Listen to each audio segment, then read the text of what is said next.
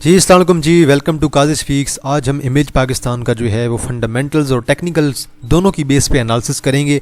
हम इसका चार्ट भी देखेंगे मुकम्मल तौर पे, इसका चार्ट हमें क्या कहता है, कहाँ पे इसकी सपोर्ट बन रही है, कहाँ पे रेजिस्टेंस है, कौन सा पैटर्न फॉलो हो गया है और कौन सा फॉलो होना चाहिए। दैन हम इसकी जो है फंडामेंटल्स देखेंगे, इसकी EPS हमें क्या कहती है, अर्निंग वगैरह इसकी क्या कहती है। ये राइट शेयर भी इशू करते रहते हैं, राइट शेयर का भी थोड़ा बहुत इसके ऊपर इम्पैक्ट आता है। अगर इसकी पहले हम पास्ट में देखें तो यहाँ पे इस दफ़ा इसने जो है एक राइट शेयर जो है इशू किया था। इससे पहले डिविडेंड भी ये कभी कभार देते रहते हैं और कभी कभार ये बोनस शेयर भी अनाउंस करते रहते हैं। ओवरऑल रिजल्ट्स की बात भी हम करेंगे कि आजकल इसके रिजल्ट्स कितने आ रहे हैं, कितने अच्छे आ रहे हैं। तो चलते हैं जी, पहले ज़रा इसके फंडामेंटल्स पे हम बात कर लेते हैं कि भाई इसके फंडामेंटल्स हमें क्या कहते हैं।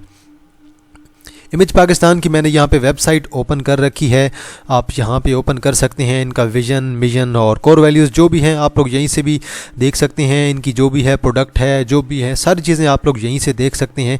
तो ये इनकी वेबसाइट है, आप लोग बेशक विज़िट कर सकते हैं imagepakistan.net। तो ये इनकी वेबसाइट है। अभी नेट का थोड़ा इशू चल रहा है, इस वजह से ये क्लियर आपको नज़र नहीं आ रही पिक्चर्स वगैरह, तो अपडेट होने में थोड़ा टाइम लगेगा। तो हम तब तक चलते हैं और देखते हैं कि भाई हमारे फंडामेंटल्स क्या कहते हैं। करंटली मूव कर रहा है जी 13.40 पे और थोड़ा बहुत डाउन आया हुआ है। वॉल्यूम की बात की जाए तो आखिरी दिन जुमे वाले दिन जो है हमारे पास लास्ट जो हमारे पास मार्केट का दिन था, उस दिन जो वॉल्यूम पड़ा था तकरीबन जो है 15 लाख का हमारे पास। और अब हम इसके कुछ फंडामेंटल्स देखते हैं और नीचे चलते हैं जी और ज़रा देखते हैं कि करंट प्राइस इसकी जो है हमारे पास 13.40 है। इसकी अर्निंग वगैरह भी हम नीचे जाके देखते हैं, इसकी अर्निंग हमें क्या कहती है।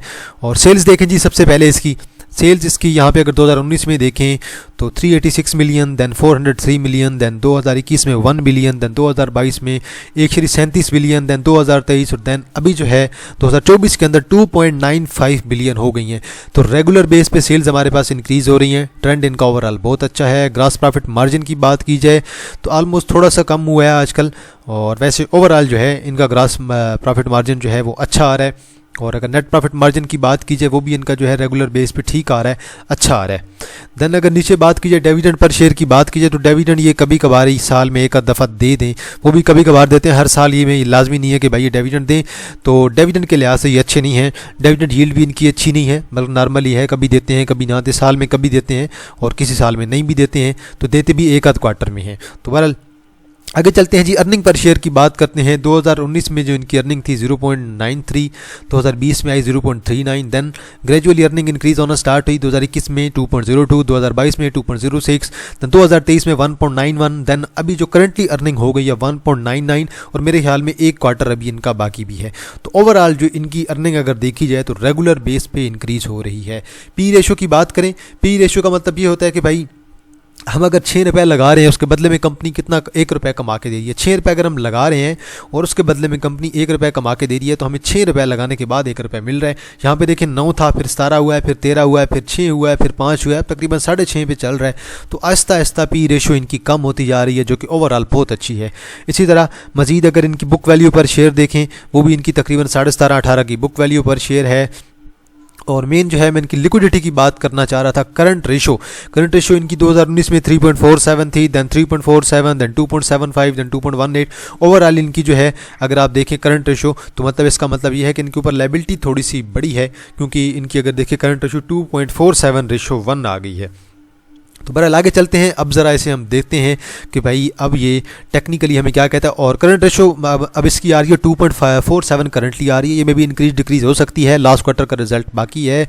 तो बेसिकली ये बता रही है कि इनके पास जो उधार है, इनके ऊपर जो उधार चढ़ा हुआ है वो काफ़ी हद तक कम है। और जो अच्छी रेशो हम कहते हैं ना, वो हम कहते हैं कि 1:1 जो है वो इक्वल होती है, 50-50%। मतलब कंपनी ने जो कंपनी की अपनी वर्थ है और कंपनी के पास जो कंपनी ने लोन लिया हुआ है वो कंपनी जो है अगर मुकम्मल तौर पर पे कर दे तो रेशो 1:1 बनती है। और जो 2:1 होती है उसे हम एक अच्छी रेशो समझते हैं।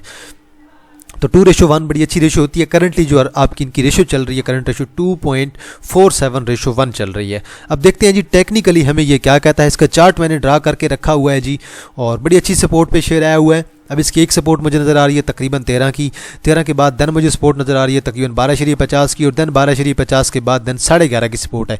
ये दो आपके बाइंग लेवल्स, और थर्ड अगर आप एवरेजिंग करना चाहें या थर्ड पे भी बाइंग करना चाहें आप इस लेवल पे बाइंग कर सकते हैं।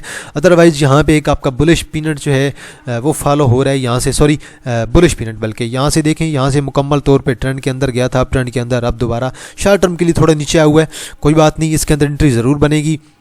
अब यहाँ पे देखें इसकी एक ट्रेंड लाइन जा रही है, ट्रेंड लाइन के मुताबिक इसकी जो सपोर्ट बन रही है वो राउंड अबाउट 12.5 बन रही है। तो मेरे ख्याल में अगर आप इसे बाई करते हैं 13 और 12.5 के लेवल पे तो बड़ी अच्छी सपोर्ट है। यहाँ से देने का अगर रैली आएगी नेक्स्ट तो देन एक्सपेक्टेड होगा कि भाई इसने हमें अच्छा गेन देना है। अब बेशक यहीं से अगर ये नीचे आता है, यहाँ पर आता है और यहीं से दोबारा अगर सपोर्ट पकड़ता है देन एक्सपेक्टेड होगा कि इसका नेक्स्ट जो टारगेट होगा वो तकरीबन हमारे पास 14 से लेकर 14.5 का हमारा टारगेट होगा। और अगर हमें जो है इस लेवल से हमें जो है एक किस्म का ब्रेकआउट मिलता है इस लेवल से, देन वो एक्सपेक्ट करेंगे कि भाई अब हमारा पैटर्न जो है वो ब्रेक हुआ है, अब अपने नेक्स्ट टारगेट की तरफ जाएगा। और अगर इस ट्रेंड लाइन को ब्रेक करता है हमारे पास 12.5 से, तो देन हमारे पास सीधा साधा नेक्स्ट सपोर्ट जो है हमारे पास 12.5 पे बनेगी, और 12.5 के बाद देन हमारे पास लास्ट जो सपोर्ट होगी, अच्छी सपोर्ट होगी 11.50 की बनेगी।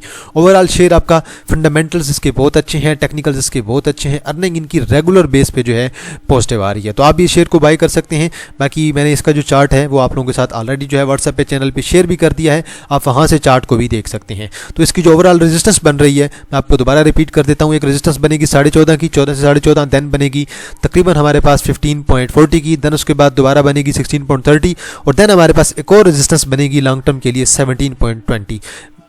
तो बाकी आप लोगों ने चैनल को सब्सक्राइब कर देना है। और अगर ऐसा कोई और शेयर हुआ जिस पे फंडामेंटल्स और टेक्निकल बेस पे एनालिसिस करना हुआ तो आप लोग कमेंट सेक्शन में ज़रूर मेंशन कर दीजिएगा। तो इंशाल्लाह आप लोगों के साथ दोबारा मुलाकात होगी एक नई वीडियो के साथ। तब तक आप लोग अपना ख्याल रखिएगा। अल्लाह हाफिज़।